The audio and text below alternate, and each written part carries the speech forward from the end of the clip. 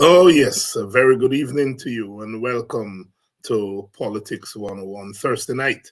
It is day 4 of the strike, the teachers' strike, and we are going to be talking about that tonight, continuing our coverage of the teachers' strike.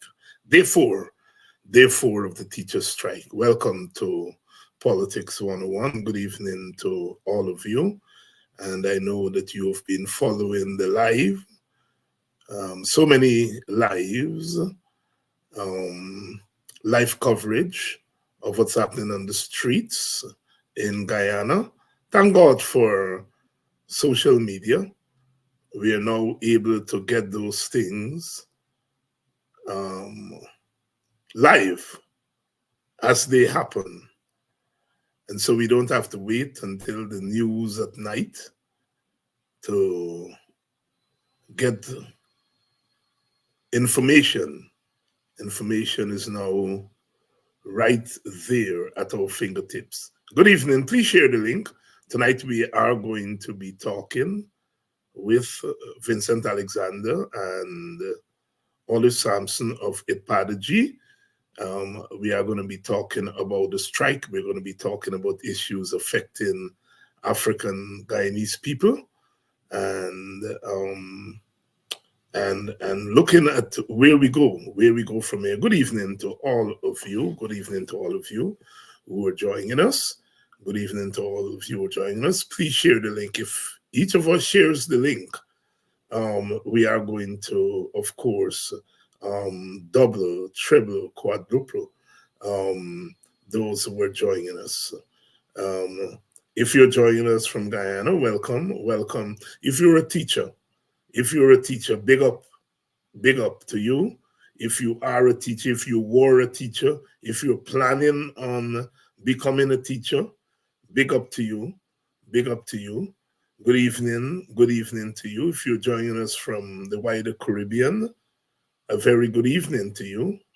If you're joining us from Trinidad, the Caribbean Union of Teachers have come out in support of the teachers in the Guyana Teachers Union, and they struggle for bread and justice. They struggle for bread and justice because that's what the struggle is for. It's for bread and justice, the right to a living wage, the right to live, the bread, and the justice is the justice for all citizens of Guyana. Welcome to Politics 101. Good evening to you. Good evening to you. If you're joining us from the United States of America, a wonderful good evening to you. Whether you're joining us from Queens, New York, or Brooklyn, or the Bronx, upstate New York, welcome to Politics 101. If you're joining us from Connecticut or Boston out there in Massachusetts, welcome to Politics 101. New Jersey, I know quite a few of you are joining us from the state of New Jersey. Welcome to Politics 101. How about you in Maryland? Maryland, Washington, D.C., Virginia, the tri-state area, Baltimore. Welcome to Politics 101. And of course, our friends down in the southern United States of America, in Georgia, in South Carolina, North Carolina, uh, Southern Virginia. Those of you who are joining us from Texas, welcome to Politics 101. Of course, our brothers and sisters down there in Miami area, down there in Florida. If you're joining us from Arizona, uh, California, welcome. And of course, those of you in the Midwest, we can't forget those of you in the Midwest, Chicago, Illinois. Those of you who join us from Ohio, welcome to Politics 101. And of course, our friends further north in Canada, we know it's this time of year, it's cold. All the North America, it's cold, but Canada is cold, and we hope the teachers are bringing some warmth into your lives. Those of you who are joining us from Toronto area, Toronto, Ontario, welcome to Politics 101. I mentioned Montreal, quite a few of our people out there, Newfoundland. The Canadians have a funny way they call Newfoundland. Newfoundland is some Newfoundlander. I can't do it. When I was a boy, we say Newfoundland. Welcome to Politics 101. And good night. Good night to all our friends, our brothers and sisters in Europe, those of you who have stayed up to join us from the United Kingdom, from France, Scotland. I know some of our people are there joining us from Scotland, Ireland. Welcome to Politics 101. We're waiting on our guests. We're waiting on our guests.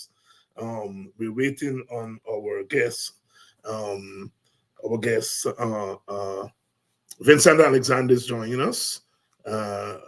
Olive Sampson is also joining us. We're waiting on them to get going. Those of you joining us from Pennsylvania, I know my sister and friend, Miss Booker, Donnet Booker, is joining us from out there. Good evening to you, Donnet. Good evening to you. And good evening to all the bookers who are joining us, for viewers and listeners. We're waiting on our guests to come on. We're expecting Vincent Alexander to join us. We're expecting Olive Sampson to join us. They're going to be here momentarily. And once they're here, we're going to start the conversation. But it's day 4 of the strike, the teacher strike. And if you're a teacher, welcome to the program. And as we say, big up to the teachers. What a show of solidarity by the teachers themselves, but other sectors and sections of the population standing with the teachers. I think the government, the PPP, they were caught, as many of us were, by this show by the teachers. And, you know, I have been one of those persons who's been saying over and over again, you know, we are getting there. We just have to put in the work. Those of us who are the activists, those of us who call ourselves leaders, those of us who call ourselves influencers, you know, we have to do the work. Please share the link. Tonight is going to be a big night as usual. We're going to be a big night. We're going to be talking about the strike from an African Guyanese standpoint. We are going to be talking to the ITPADG people, give us a report. We started a fundraiser for them last week, and we expect that you would contribute to helping ITPADG. Thanks to those of you who have already contributed, but we are not very happy. We're not very happy that at the kind of response we've gotten to the call from ITPADG. I don't normally say that, but we're not very happy. We hope that you know, you're waiting for payday on Friday to make your contribution to ITPADG. But they're going to be here tonight to talk about the work that they're continuing to do. Good evening to you, Donna Liverpool. Good evening to you, Pam Hales. Good evening. And day 4 of the teachers' strike. Day 4 of the teachers' strike. We put in the work, we get the results. What we are seeing on the streets, what we are seeing with this strike is the results of work. That was taught to us by Frederick Douglass. Power concedes nothing without a demand. If you want to reap the rewards of struggle, you've got to struggle. You've got to put in the work. I know sometimes we get very impatient. We want boots on the ground. We want boots on the ground. What the guy needs people doing, they're not doing nothing. Blah, blah, blah, blah, blah, blah, blah, blah, blah. I know. And you all know that sometimes I got to calm you all down and said, this thing don't work like that. This thing don't work like that. Human beings don't work like that. We're not robots. That if David Hines or this body or Aubrey North or somebody said, get out on the streets, people will get out on the street. No.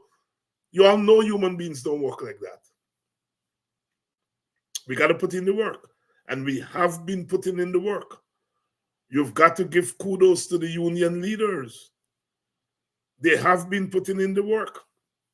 Consciousness is what leads people, to take political action. Consciousness is what leads people to take political action. You got to put in the work. And we have been putting in the work. What we are seeing on the streets, whether it's in Georgetown, whether it's in the Essequibo, whether it's in Berbice, what we are seeing on the streets, it's not something that happened overnight. It's consciousness raising over and over again, and it's tedious work. Sometimes you feel you're not making any progress, and then out of the blues, as we would say, something happens. I think the government was caught by surprise. They really thought that all they had to do was to threaten the teachers. In the first place, they didn't expect the union to go to strike. And then when they were caught with the strike, they felt they could bully their way and threaten the teachers. And that angers me a lot, because it's their, first of all, they don't do that to other ethnic groups. Gawu says they call a strike. They do not say to Gawu, your strike is illegal. They don't say to Gawu, your strike is political. They don't tell the Gawu workers, Gawu members, they don't take away their salaries if they strike. They don't deduct or stop deducting union dues for Gawu. All of this that they're doing to these teachers and to the teacher, they don't do it to Gawu. And they don't feel that they can fool sugar workers the same way that they feel they can fool public servants. And so they didn't believe that the union had the courage to strike. And further, once the union said that we're going to strike, they believed that the workers were going to turn their backs on the union. They really believe that. But what they're underestimating is the human capacity of our people. I mean, you cannot be talking about how much the economy is growing. And that is why some of us never deny that the economy is growing. We tell the truth. It is growing. We're not going to deny the government. We know it's not growing because of the government. It's growing because of the windfall we're getting from oil. So we know that the economy is growing, and that is why we keep saying it's growing. And when human beings look around and they realize that this thing is growing, and then you come with a 1.14 trillion budget, you confirm for them that money flowing, money there. And human beings, once they become conscious of that, then they're going to act based on that. The government is caught in its own doo-doo. You want to boast. You want to boast that the economy is the fastest growing economy in the world. $1.14 trillion, but you don't believe that human beings are going to respond because of that? And here is where we have to give ourselves a pat on the shoulder, because we continue to say, despite the bad contract, money still flowing to Guyana. The government still handling money, cash money. That is why we continue to say, yes, we are one of the fastest, if not the fastest growing economy in the world. And we wanted our people to hear that. You know, 2 years ago when the IRI did a poll, it showed that very few Guyanese were paying attention to the oil and gas sector. They found that very few Guyanese were paying attention. But within a year or two, that has changed. And it has changed because some of us have beaten that drum. And our people now have the consciousness that you have money.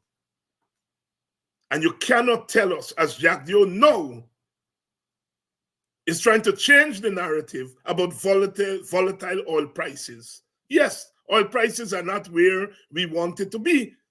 But in the first couple of years, we got big money because the oil prices went up by 40 to 50% in the first couple of years of forest oil in Guyana. And we draw down.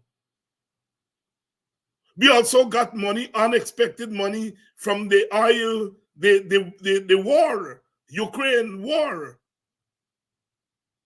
The oil prices went up because of that, and we draw down. So yes, oil prices are always volatile. Prices are always volatile. But we draw down money from oil that we never expected. So Jack Dio can't come now and tell we volatile oil prices make you give teachers and public servants 6.5%. Well, the volatile oil prices did not affect how much you give to sugar workers, to fishermen and women, to rice farmers, all the concessions in the private sector, all the money that you're spending on infrastructure.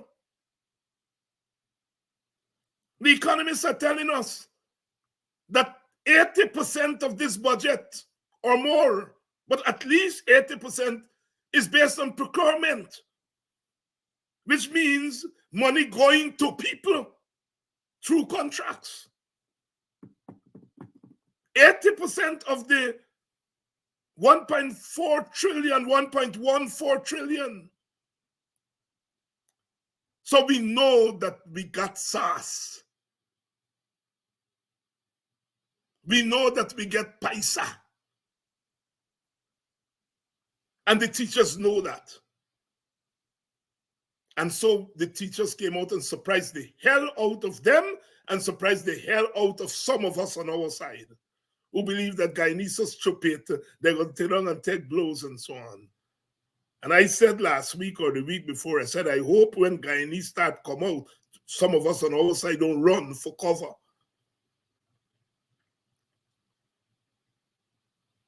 In spite of the threats, despite the threats. And you see how they're fighting sugar workers with all the might of the state. Police going in school, intimidating.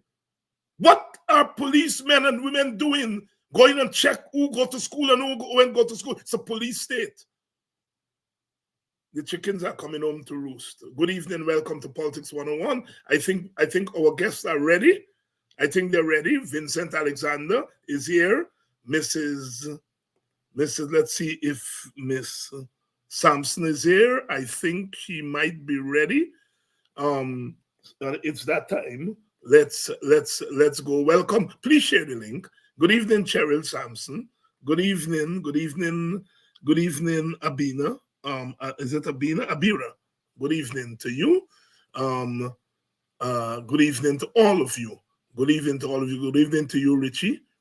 Welcome to Politics 101 on a Thursday night, day 4 of the teacher strike. It's good to be a Guyanese. It's good to be on our side of the political aisle. The work that we've put in, it's now showing dividends, consciousness raising. Let's bring in our guest. I know Vincent Alexander. Vincent, good evening. Hi, good evening, David. How are you? Not too bad, just too busy. Yes, well, I mean, somebody like you, you're wearing all the various hats. I don't think Miss Sampson is ready for us yet. You're wearing the various hats, you're GCOM man, you're not an active politician these days, meaning not an active partisan politician. I understand that you haven't renewed your membership and so on. But yes, we can understand you are in demand. Vincent, straight off, your reaction to this strike. It has just finished its fourth day, is entering its fifth day tomorrow. What are your reactions given all that you've seen in the last 4 days? Well, I want to say I was listening to your comments, and the first point I want to make has to do with this argument of the volatility of oil prices. We are seeing that different standards are used for different people. When the question of the National Resource Fund and the ceiling being taken up is raised, that question is also factored in. We are told that the oil price is volatile, and because of that, that's one of the reasons why the ceiling has gone up and things like that. But then when we come to the wages for the teachers, we are told, no, volatility makes it difficult. In fact, the fact of the matter is, if we didn't raise the ceiling for the National Resource Fund withdrawal, then we would have the kind of savings that would allow us not to be in crisis if the oil prices goes down in relation to our current expenditure, because we can then go to the fund, and that's what the fund is for. The fund is to deal partly with the volatility. But if you drain the fund, then you are taking away your own capacity to deal with the volatile price.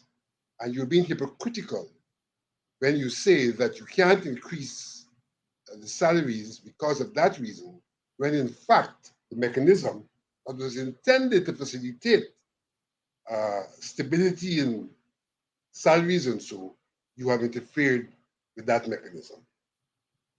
So that's the first point I want to make. The second point I want to make has to do with the question of Jews. In Guyana, we had something referred to as the agency shop, Yes. or the checkoff system. My understanding was that it was a court ruling that brought agency shop to an end. And therefore, what is happening in terms of monies being deducted is a case where the workers have indicated they would like a deduction to be made. It's not the agency shop. It's not every teacher who's paying a Jew. It is those who said, we want monies deducted and paid over to our union. And what the government has now decided to do is to not facilitate that. And that's a regular practice. It is done for paying your mortgage. It is done for a whole range of things, where people give the worker, the employer, an instruction that in preparing my salary, you can send so much to a particular place for a particular purpose.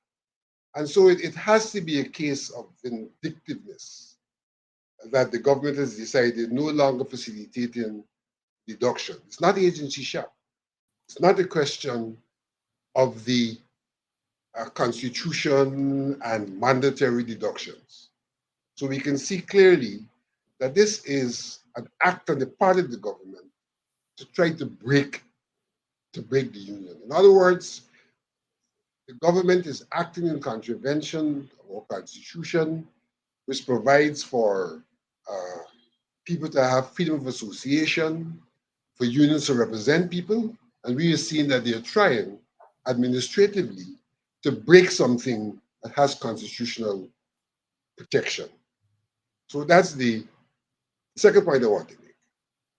The third point I want to make is that this country is affected by what I will call insidious racism. Insidious racism.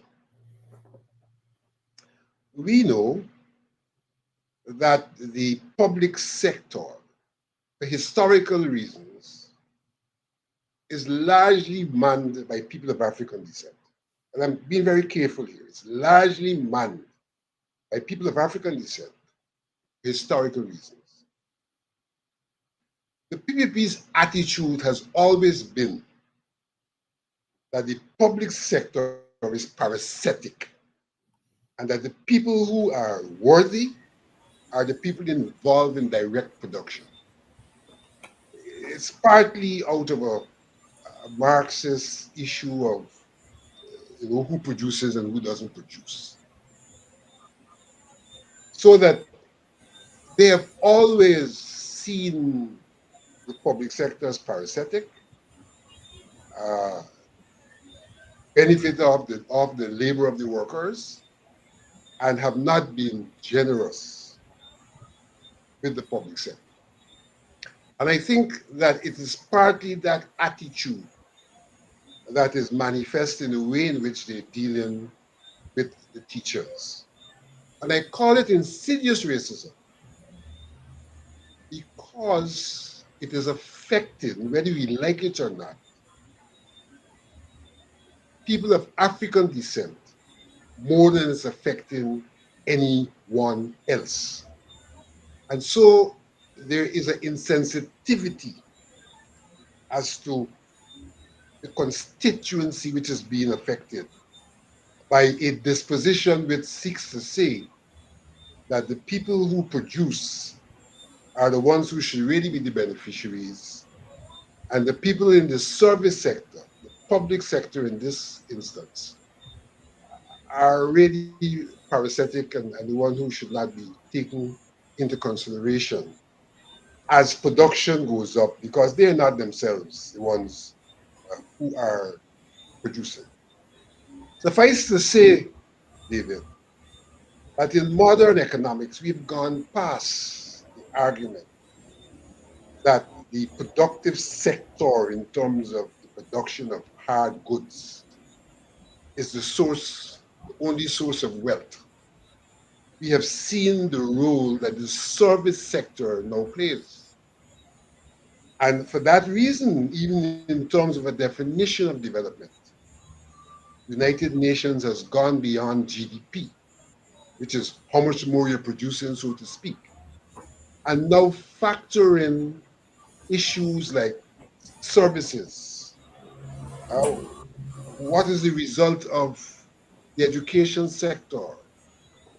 What's the result of the health sector, and the service sector at large? So they are integral to production because the workers will not be able to bring to bear the skills for production if it was not for the education sector that equips them and for the health sector that keeps them healthy.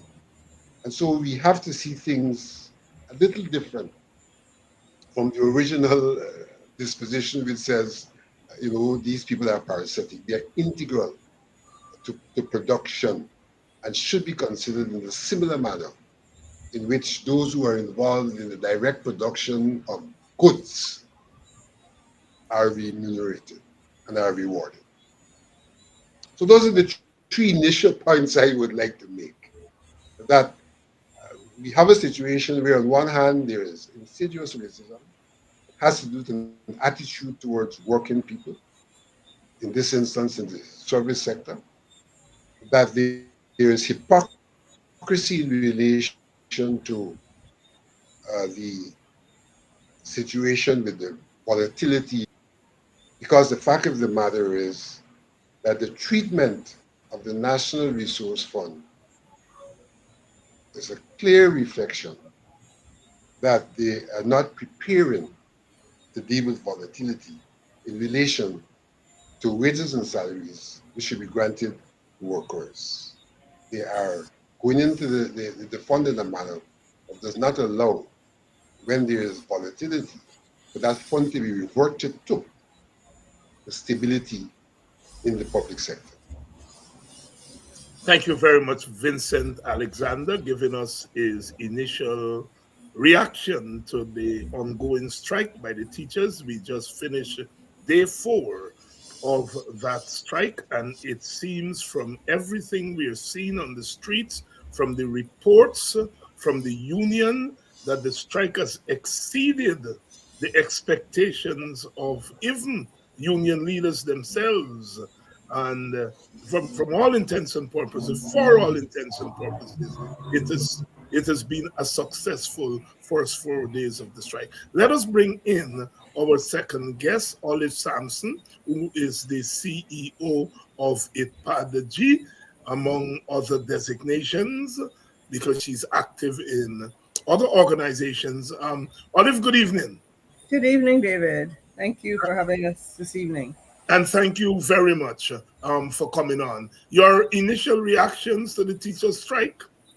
Um, my initial reactions are that they are, I think, they really make us feel proud for their discipline, their determination to achieve justice, right? Particularly, I guess, from the position that I sit as a child of a long line of teachers, and knowing that the importance that teachers have played in my life and their absolutely central role in our nation, in any nation. When we think to development, when we think of the future that we would like to see for Guyana, there's absolutely no way that we would achieve that without the work of teachers and the things that they're doing. And so that they care enough about their profession that they have not abandoned it,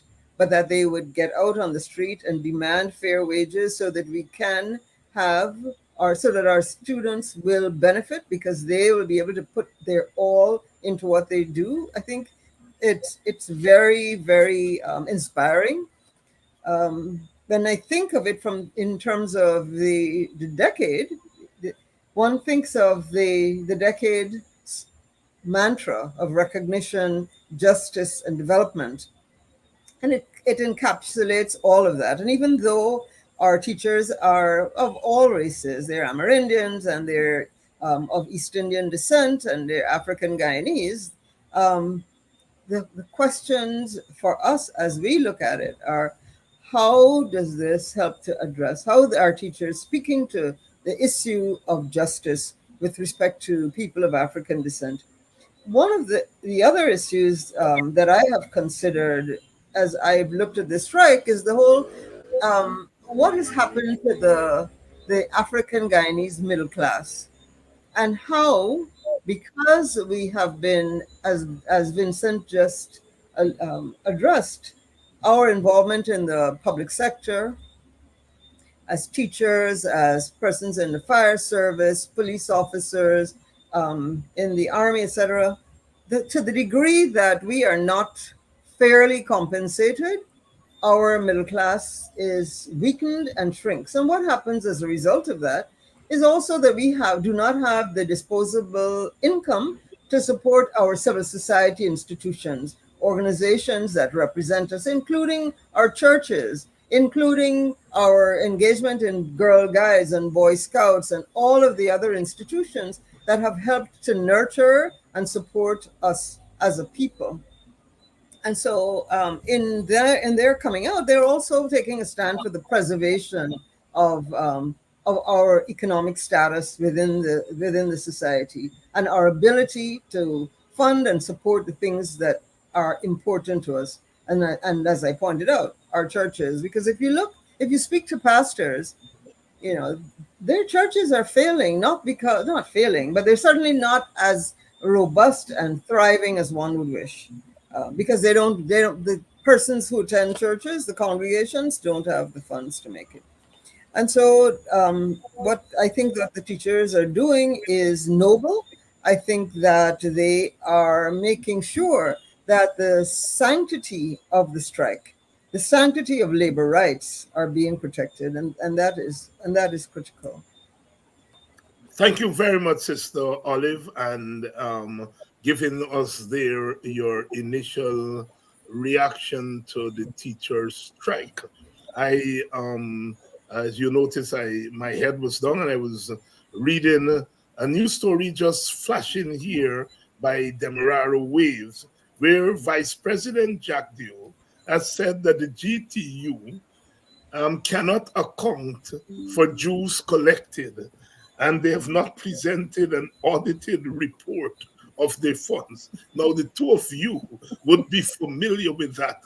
Now, for me, the IPAS, every time an African Guyanese led organization, they always say that they can't account for money. The way that chap, so I pass black people. Just anyhow, I am the host tonight. I'm the host tonight. Olive, since you're on the floor, are you surprised that at that coming from Jack Dew? Actually, no. I had hoped to listen to the press conference today just so that I could hear the vice president's messaging, Yeah. how he would come back at what is clearly a very successful strike. And I am not surprised. This has usually been the tack that he has taken with respect to our community. And what I want to say is that, we, on the other hand, are aware of the huge issues that this government confronts with respect to really taking care of the finances that are put at its disposal as the operating arm of the state. And one immediately remembers what happened with the $214 million that was due from Exxon that was suddenly became $3 million, and one person got a slap on the wrist and we moved on. Right? So the government itself has not shown itself to be the steward of our resources that we would wish. So, constantly attacking black people, criminalizing us at every turn to make the case that black people are criminal and that we are irresponsible. And that trope, I think, has been overdone, and it's quite ineffective. And so that he chose to go there is not surprising, but Vincent?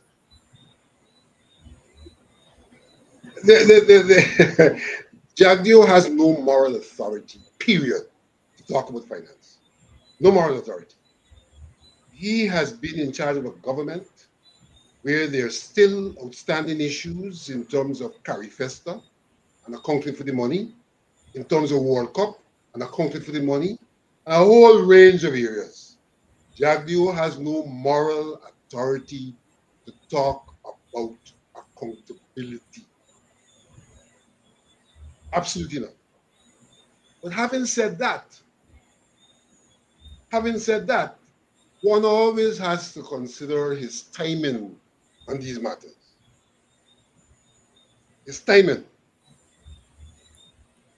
If it is true, is it yesterday or last year? Why no? Yeah. Why no? I am not at all suggesting it is true, but I'm saying that he finds it convenient in an attempt to discredit people to throw in this question of accountability and financing.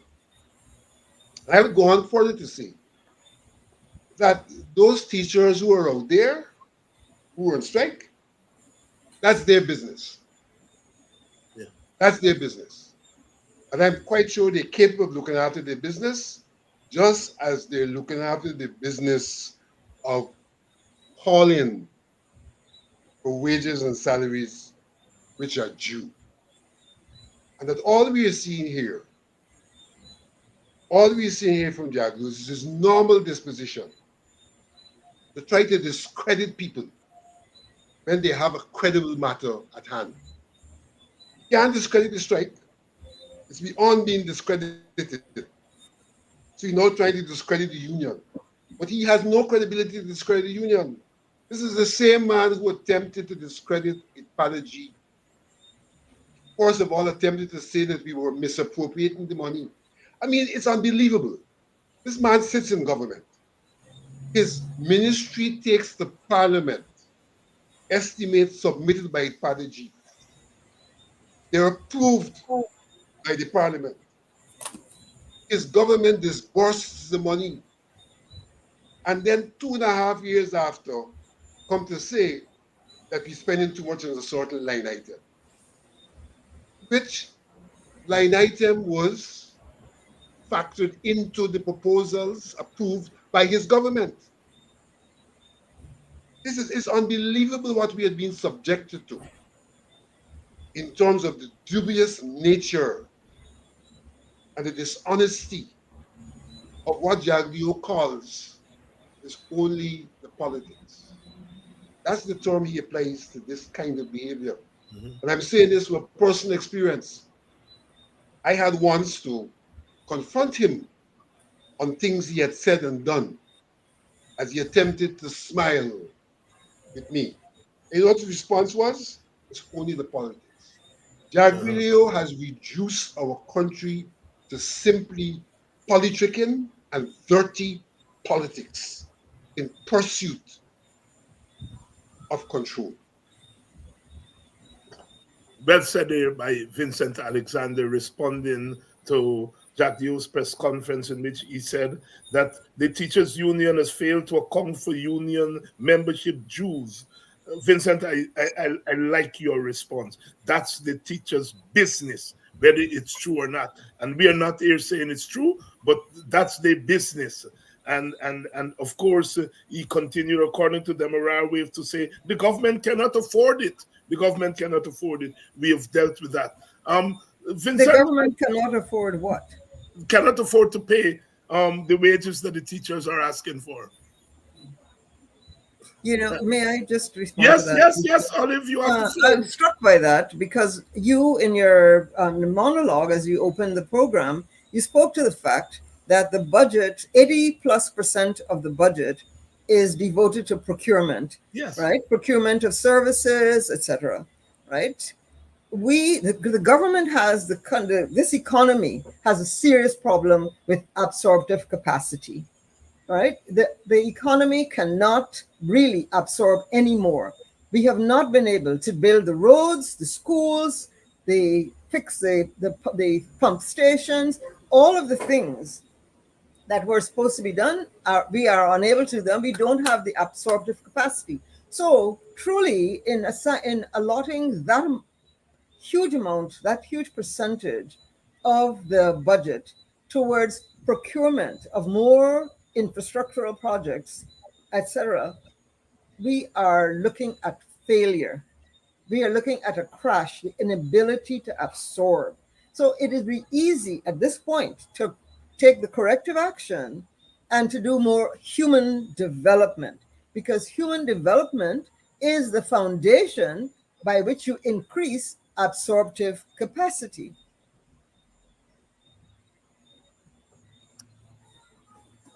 Olive Sampson, CEO of ITPADG, Vincent Alexander, chairman of ITPADG. Brother Vincent, Sister Olive, while we have a captive audience here of hundreds tonight, I want to pivot. We're going to come back to the teacher strike, but I want us to pivot now and to talk a little bit about ITPADG. We have been giving ample coverage to ITPADG on this program so that our people know what ITPADG has been doing. The withdrawal of the subvention is well known. In the budget, the subvention is there. Last year, they did what they wanted to do with it. They did not give it to ITPADG. This year, the subvention is there. There's no indication that they are going to turn it over to ITPADG. Yet you continue to carry out your mandate. You continue to do the work. And I think that is instructive, because what it shows is that you are committed, first of all, to do the work. To do the work. The subvention that was in the first instance given by the Grange administration was really a small gesture to the Ipadagy, and to the recognition by the United Nations of the decade. It was by no means any kind of money given to Ipadagy to go do this and to do that and all of that. It was a small gesture to really facilitate the larger mandate of the United Nations.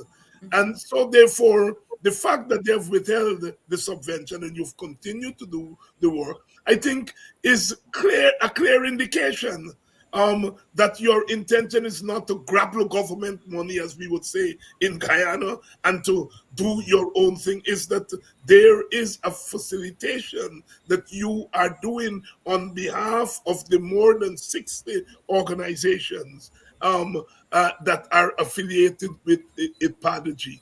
And so I want you to talk a little bit again about the work that you continue to do and why that work is important and why that work should continue.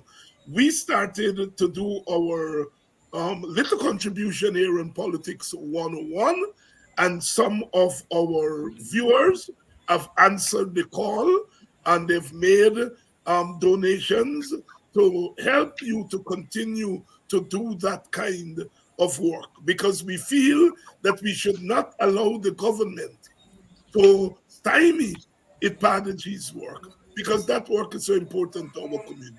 So, Olive, I want to start with you.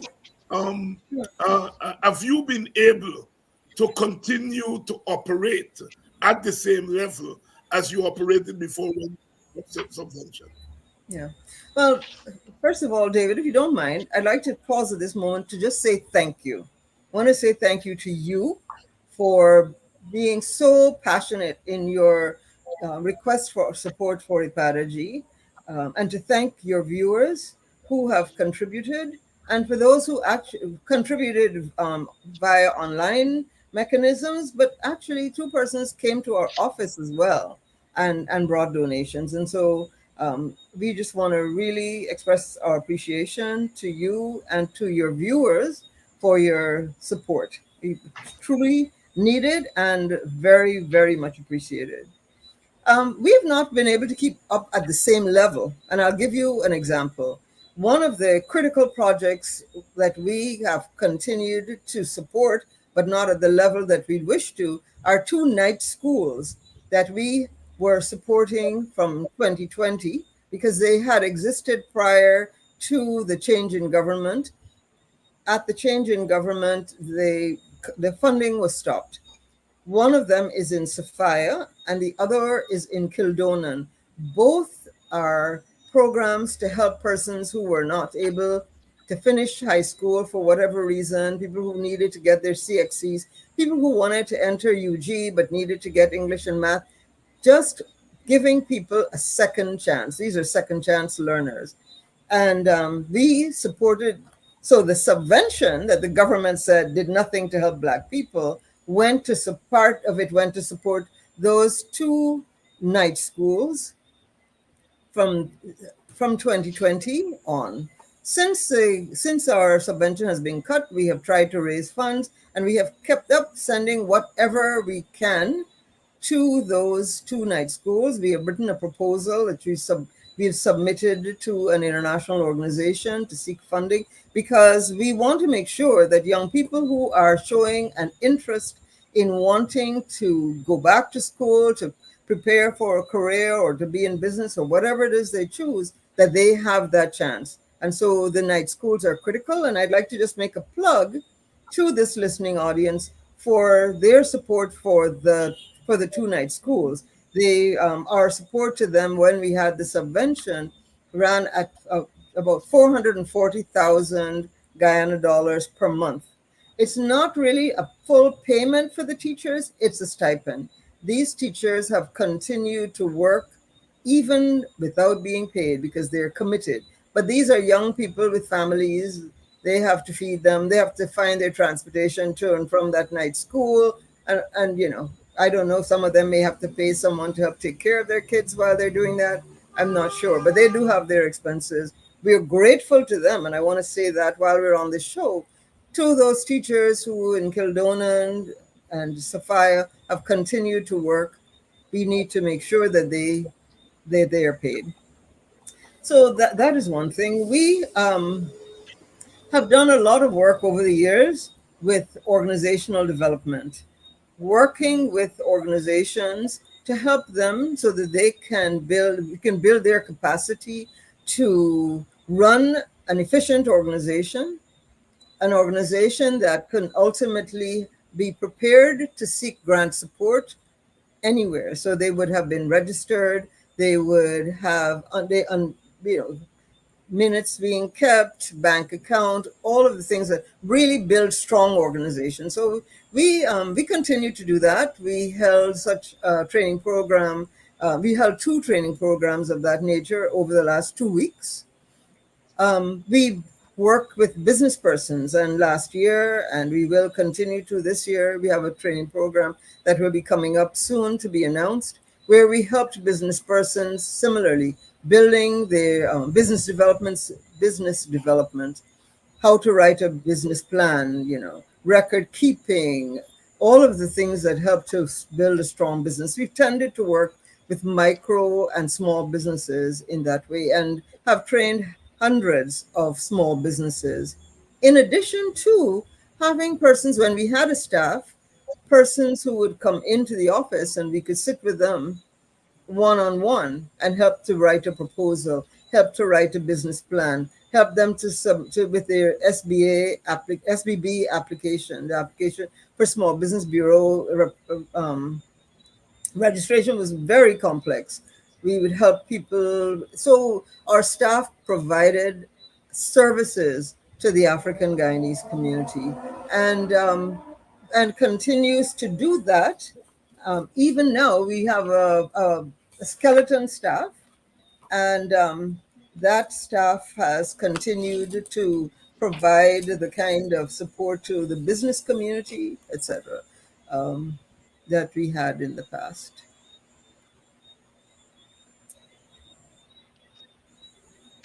I think we may have lost David. I don't know, Vincent, if you'd like to add Vincent, anything. is there anything you would like to add there? I Um, think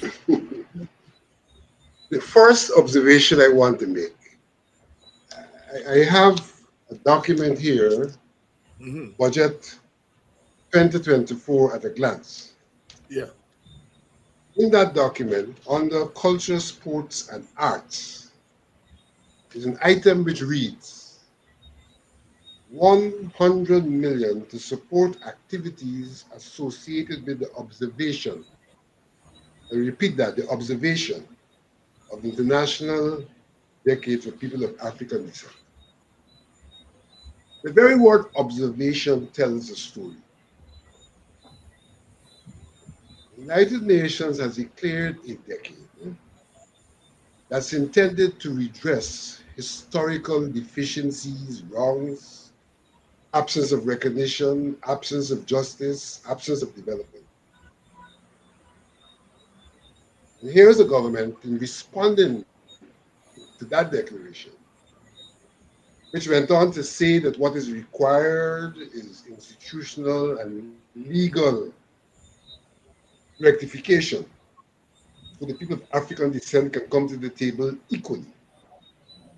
Here's the government referring to that task of refashioning your institutional framework, of legal reform as an observation, observance, as an observance. We're not into an observance of a decade. We're into work of a decade. And so the very use of the language of observance tells you a story about the disposition of the government to a declaration and a resolution which is signed on to. And therefore, it is not surprising that we given 100 million, which our understanding was intended to establish a secretariat that would then work with the people for the purpose of empowerment and would interact with the government for the purpose of institutional and legal reform. That was the purpose for which the money was given. Under no circumstance could 100 million be considered a sum sufficient to be given out meaningful grants to organizations. Bearing in mind that meaningful grants do not necessarily address the question of institutional and legal reform. You could get a grant, you could do a project, but if the legal framework in the country doesn't change and the institutional framework doesn't change, the people remain in exactly the same position at the end of the project because the environment, the equitable environment for equalization still would not have been put in place. And so we need to understand really what has happened in terms of this decade. This decade has not been treated as a period when there's supposed to be reform, change, enhancement, and betterment. It's been treated as a period when you can probably have some handouts, make people feel nice, but they remain essentially in the same socioeconomic condition that they were in at the beginning of the decade. Suffice to say that given 100 million in comparative terms also shows that you're not serious. You know, for Heritage Month alone, the Amerindians are getting 147 million. Heritage Month. Month. Africans are getting, and we got a Heritage Month too in August. Yeah. We are getting 100 million for the year. I'm not saying the Amerindians should not get 147, not contesting that. Right. I'm just showing the level of seriousness attached issues related to the African people. That you can give them 100 million and then tell them that they mustn't have a proper secretariat. Because if you go to the Amerindians again, you will see they have a secretariat, and it's far more than 100 million their secretariat. But we mustn't have a secretariat that gets 100 million. We mustn't have the manpower in place that can then work with the community. We should get this money and share it out in grants, which turns out to be chicken feed if you were to share it out as grants and not impacting our community the way in which the decade intended our community should be impacted. There is no program the government has developed in relation to the people of African descent, as is required of the decade. And as a consequence, there's no report that they've submitted to the United Nations, as is required of them as signatories. They have not even attended the forum. When the forum for the permanent forum of the people of African descent assembly in the first instance, government was absent. The second forum, they were again absent. They then went to the United Nations, where the General Assembly met to defend their non-action and to contend the people of African descent are on the same level with others, and therefore there is no need for special action. That is what we are faced with. But as has been said at the inception, we are soldiering on with many of our people being volunteers. The people who they accuse and attempt to say they want big salaries, well, that in itself was a mistake. Between the coordinating council with Prodigy, which does not benefit in any way from any monies that Prodigy gets, and the professional staff, those people who are being paid were not the people who designing the programs. They're not the representatives of the people of African descent. They are professional staff. The representatives are volunteers who have continued to volunteer, and hence the work of IPADG, though scaled down, has continued because there are people who, in the face of vilification, have been prepared to volunteer and to keep the work going. To keep the work going, Vincent Alexander. The picture you're looking at there on the screen, it was a picture taken shortly after President Granger announced the subvention for the setting up of the Secretariat at the annual Coffee 250 State of the African Guyanese Condition. It was at that annual conference, I think it was in 2016, that he made the announcement. And as he was leaving, he stopped to speak with Vincent Alexander and myself, and Sister Kamika, another member of Coffee 250. And his words to us is that you all have to make this thing happen. And we did make it happen. The Secretariat was set up, and today we have IPADG. And it has really made a contribution to the work in the African Guyanese community. A picture tells a lot. It tells a lot. He challenged us. Not only made the announcement, but he challenged us. As we say in our community, God bless David Granger for his insight, because when he made that announcement, he made the observation that the decade had started and we hadn't done anything substantial in the African Guyanese community. And as the president, he aligned his government with it. And he didn't set up and control it. He made the announcement and he said to Vincent, Kamika, and myself, you all have to make this happen. A difference in the approach to governance. He didn't seek to control it. He said, you all have to make it happen. Sister Olive, let me bring you in back. There are things that you all are doing, albeit a scale down, and you got bills to pay. You need resources, you need funds. Please make your pitch to our audience, those who have not contributed. Please do. Yeah, thank you, David. Yes, we have bills to pay. That is absolutely sure, because we have to maintain our secretariat. In order to get the work done, you have to have a space in which you work. You have to pay for internet. You've got to, have security, lights, and phones that where people can call. So we do have that. And but in order to do, for example, the training program that we will have coming up shortly, we have to be able to produce, to print documents for handouts. We've got to have the kind of support that will help us to make sure that those programs that we are continuing are supported. Our youth committee, for example, is doing work with in the communities with books that have been donated to IPADG. We would like to be able to share those books, to engage with young people in communities, to encourage greater literacy.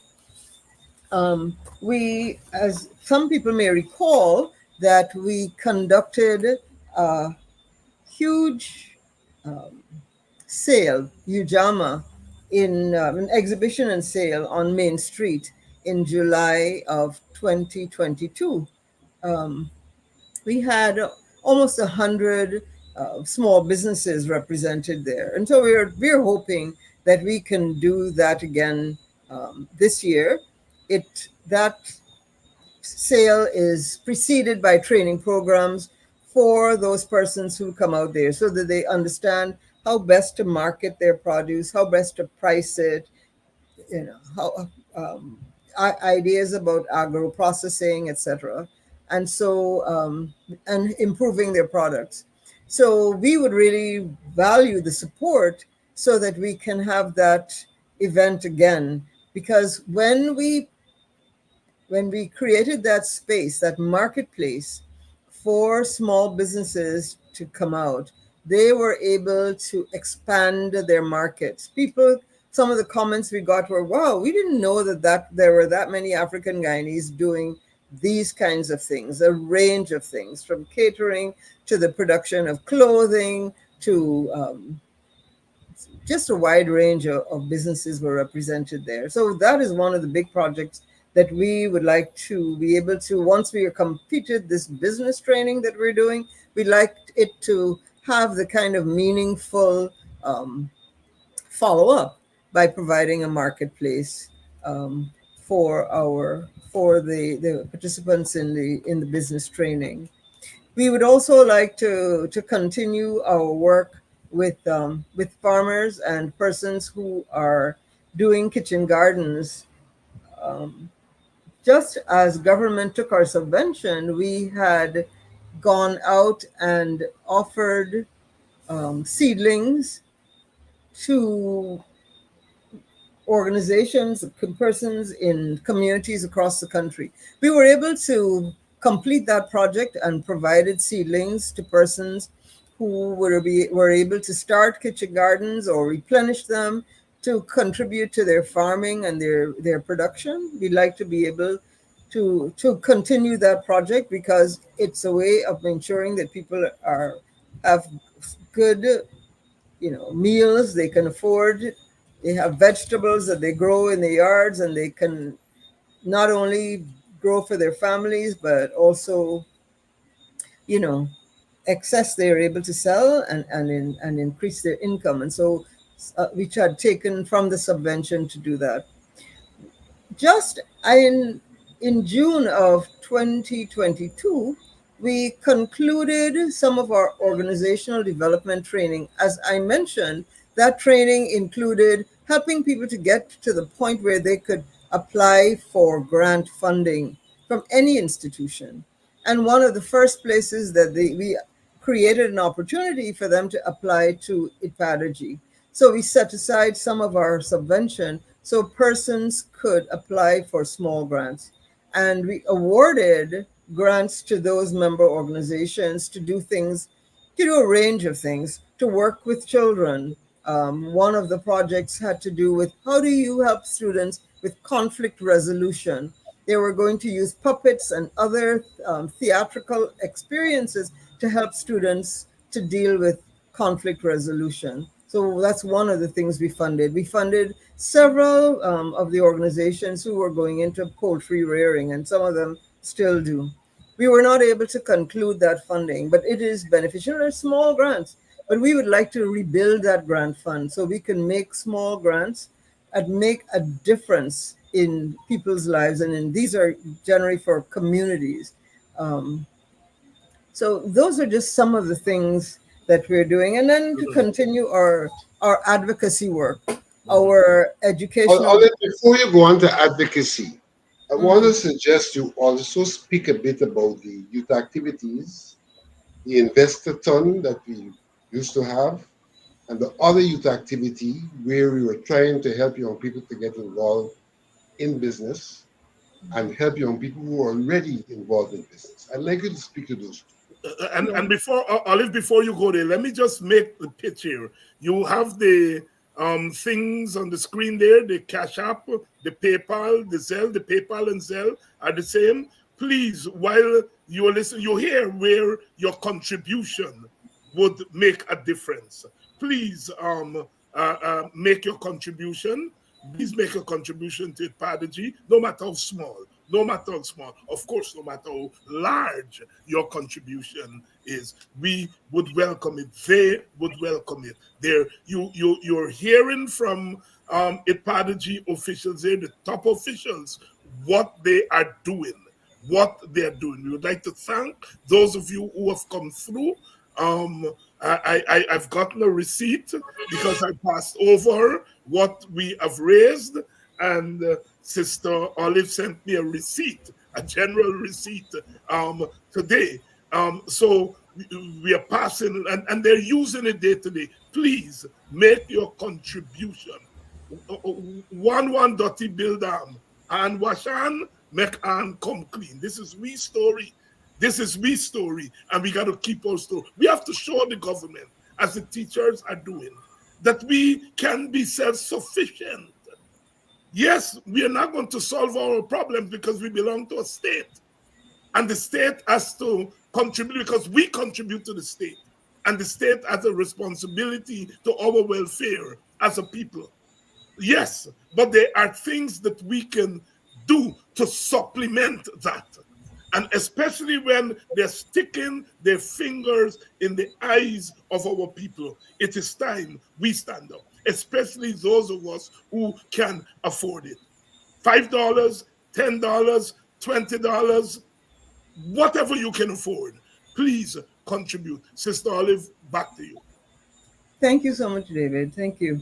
The chair was asking about the really excellent, this is an outstanding program that we conducted 3 years in a row, where we gave young entrepreneurs an opportunity, not just a one off kind of one day, but we put out a call for young entrepreneurs, either who were in business or wanted to start a business, had a business idea.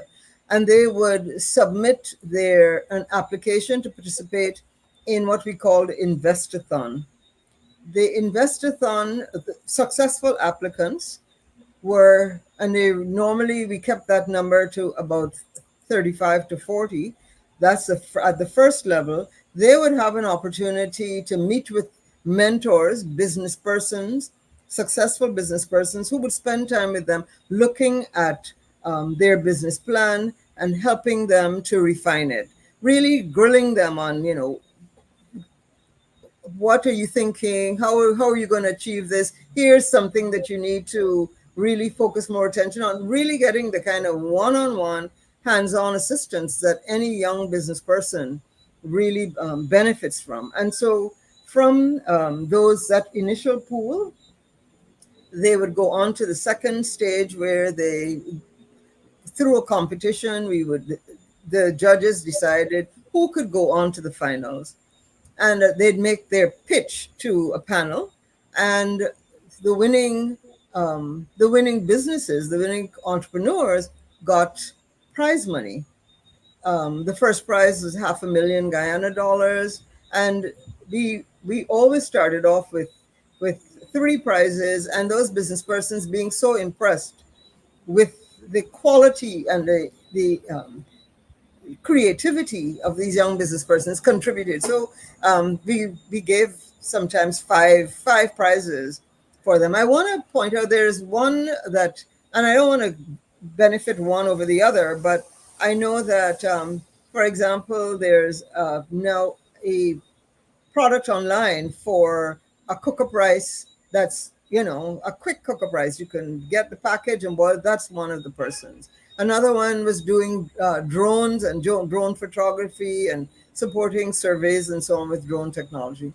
Another young person produced feed for chickens and other livestock. And so those young people not only had the opportunity to engage, to be mentored, got prizes to support their businesses. The prize money that they received, they had to say specifically what they were going to do with it.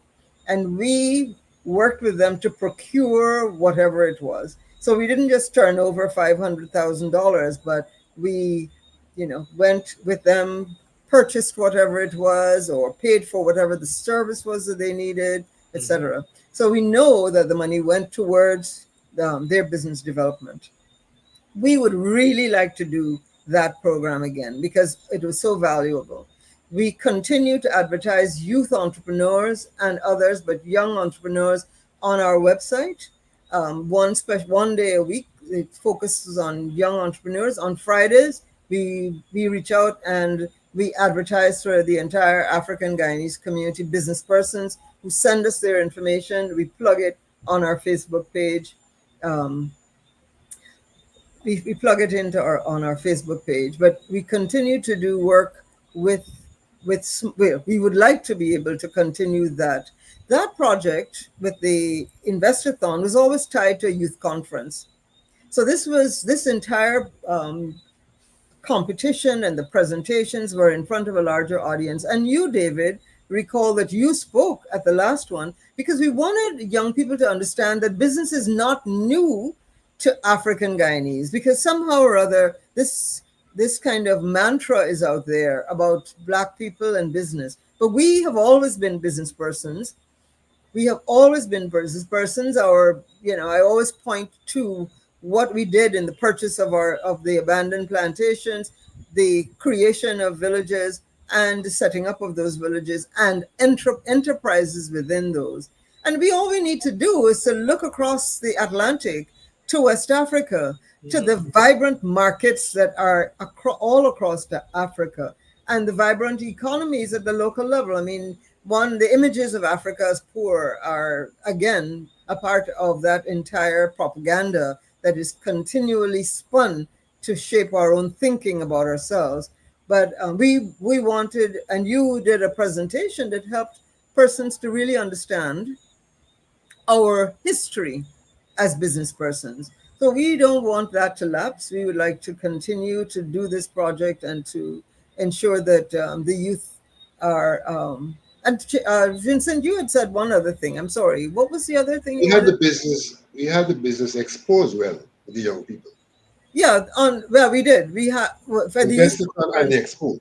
Yeah, at the youth conferences, we had the Investathon and we had a marketplace where young people were asked to come and set up and be able to not only exhibit but sell their produce. And that has always been had excellent turnout. We held it one year even at the Arthur Chung Conference Center, and persons were be able to exhibit there and at the Theater Guild. This project started online during COVID. So during COVID, we also had an online program called Spill the Facts.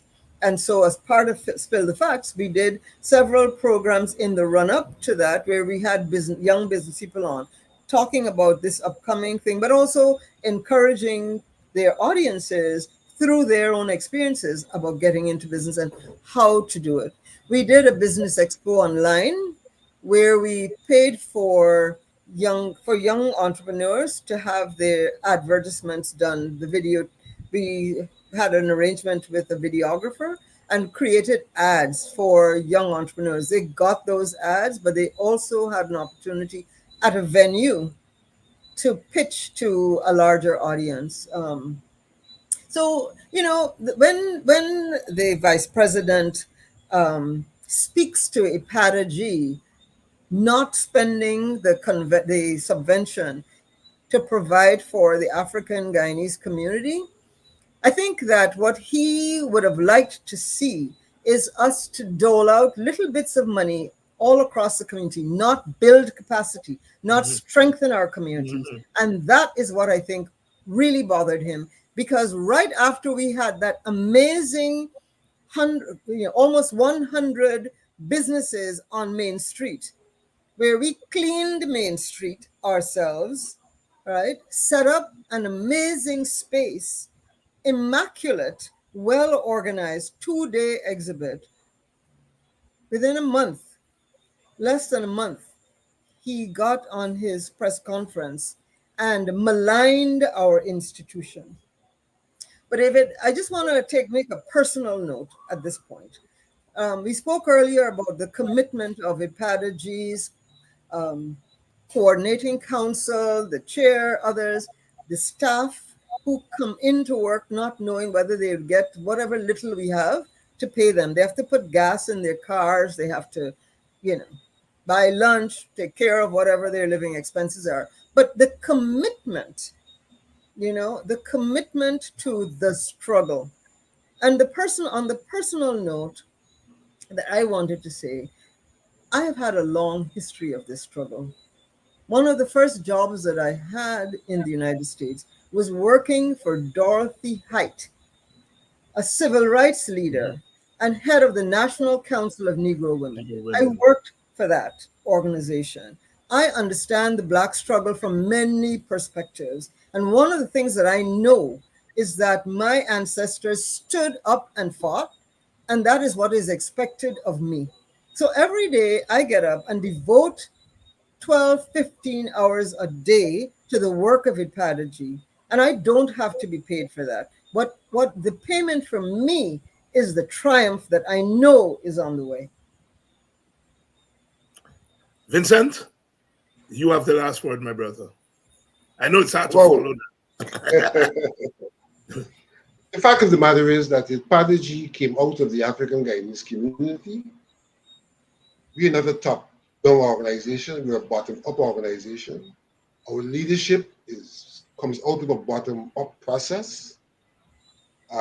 We have been subjected to the kind of meetings and annual gatherings where our leadership is elected or re-elected.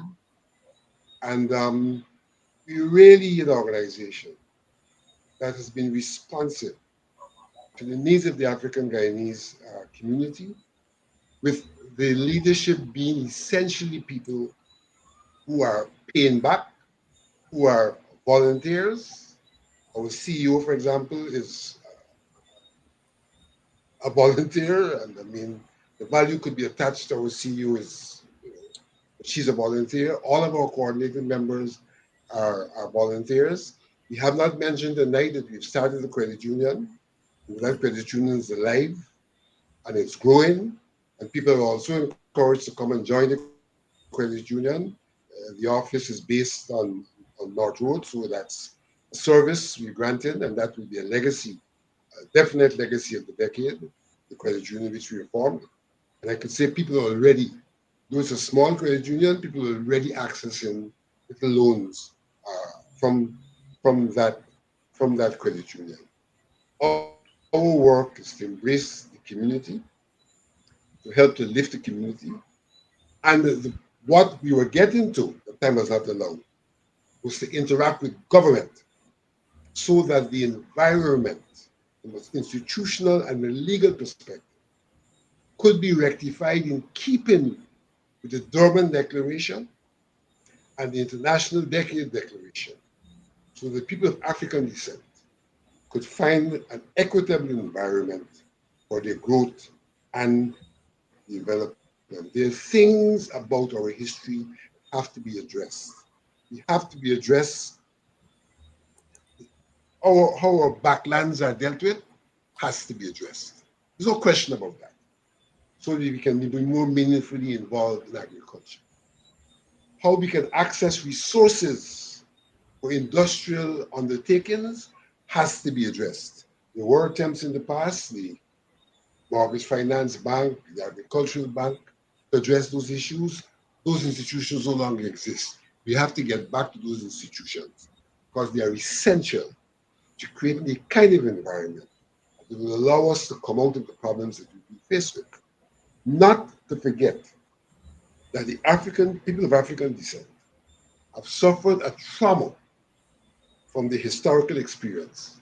And we also have to do work to overcome that trauma. The Hebrew family has been spearheading to some extent that work, reaching out into the communities to raise our consciousness of our being so that we can look inward as we attempt to look outward to do things for ourselves. That trauma too has to be overcome. There's denial, even among ourselves, but more so beyond us, that trauma has to be rectified. here tonight, along with Sister Olive Sampson. And I can tell you about the commitment of those workers. A couple of months ago, I went into the secretariat there, the office, to drop off a contribution from one of our supporters here on Politics 101. And those ladies in there, although they hadn't received their salaries because Ipadaji was in dire straits, they were talking to me about issues that I should raise and discuss on Politics 101. They weren't talking about their circumstances. They hadn't received their wages, their salaries, but they were talking to me about issues that affect our community and our country and making suggestions to me about what we should discuss here on Politics 101. That is what you call selfless work, sacrifices on behalf of our community. Sister Olive, Brother Vincent, thank you all very much for coming on. Thank you for giving us the opportunity. Thank you for having us. Yes. Thank you. And please go to Cash App, PayPal, Zelle. Those of you, I'm glad some of you in Guyana made it down to Georgetown. Go to the head office there at Ipadaji and make your contribution. We've got to keep this thing going. We've got to keep this thing going. The strike is going to enter day 5 tomorrow. We're hoping to get somebody from the teachers union to come on tomorrow night. I maybe Sister Coretta McDonald, we're not sure. They're all so busy, but we're hoping to get somebody to come on tomorrow night to give a kind of review of the week 1 of the teacher strike. Continue to support that strike. I see parents are out there, all kinds of support. I'm so proud.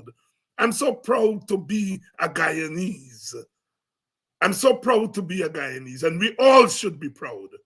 Not because we want our people to hit the government. No, this is not about hitting the government. This is about standing up for our rights. This is about teachers standing up for their rights, standing up for their families, standing up for their students, standing up for their communities and their country. This is what it's about. This is not about hitting the government. The government is about hitting teachers. But we shall overcome, as they've been singing on the streets, the teachers. Solidarity forever. The union makes us strong. At a time when in the big capitalist countries, we see a resurgence of trade unionism and the rights of workers to bargain through their unions. We saw President Biden going on a picket line with workers. And when they did a recent poll among Americans, Americans are saying that trade unions are among the more important organizations in our society. And if that can happen in the bowels of capitalism, what about our country, our Guyana? The union makes us strong. Solidarity forever. We shall overcome. We shall overcome. Our workers must get their due reward. And those who are spreading the nonsense that the teachers don't care about their students, about the children, how can you say that when these teachers, they work in the worst conditions? Their schools without air conditioning, without fans. Toilets are bad. And yet those teachers, many females, males, they're males, but many females working in those conditions. How much more can human beings take before they say enough is enough? And enough is enough. Let us support our teachers. When our teachers win what they deserve, the entire community, the entire country wins. We continue to stand with our teachers, all of us, wherever we are, whether we are in Guyana or outside of Guyana. Play our part. Play our part. Play our part. This is what we have been calling for. Militancy on behalf on behalf of our community. Militancy by the sufferers, those who suffer every day. Militancy on the part who make the sacrifice. Our teachers have to eat. They have to dress. They can't go to school looking anyhow. They have their own children, their own families. And that $45,000 that they give, the teachers have to spend it on the students, the children, not themselves. Not themselves. So that $45,000, and it's not going to the teachers. And if $45,000 were given to teachers, what can $45,000 do? We in the Working People's Alliance say, pay the teachers a living wage. And on top of that, give each household in the community, give each household in the country a cash grant, a universal basic income. We pegged it 6 years ago at 1 million Guyana dollars, given what we are earning, given the reserves that we have, we are upping that amount past $1 million. Give the teachers a living wage and then supplement that wage with a basic income, with a cash transfer to each family. The time has come. The time has come for that. Yes, you have money, Mr. Jagdio. Stop lying. Stop lying about volatile oil prices. Stop lying. Guyana got more than it expected. More from oil than it expected.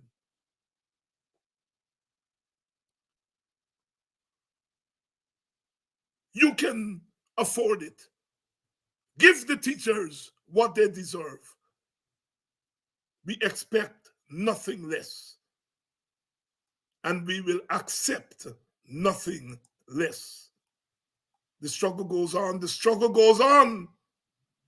Because it is out of struggle that progress comes. It is out of struggle that we get our material and our spiritual rewards. We are people too. We are people too. Teachers are people too.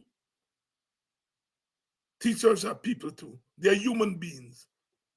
Our foreparents have sacrificed tremendously in a country. $1.14 trillion. That is not penny money. That is not 3 cents money. 80% of it is going to go in procurement. That is, they're going to use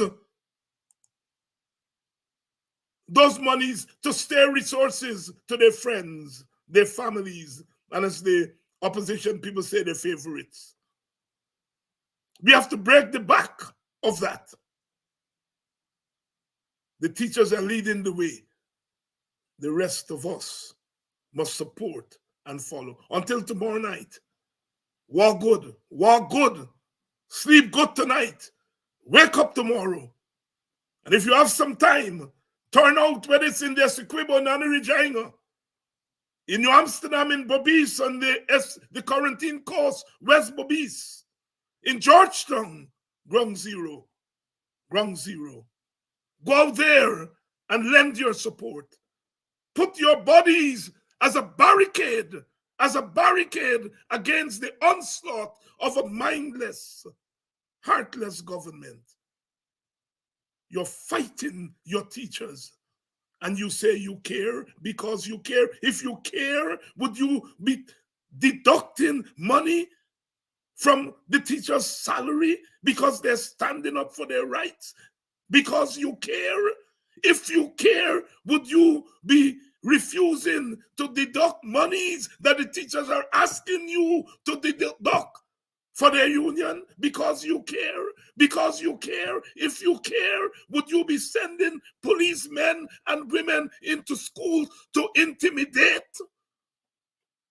You don't care. You don't care. You don't give one damn.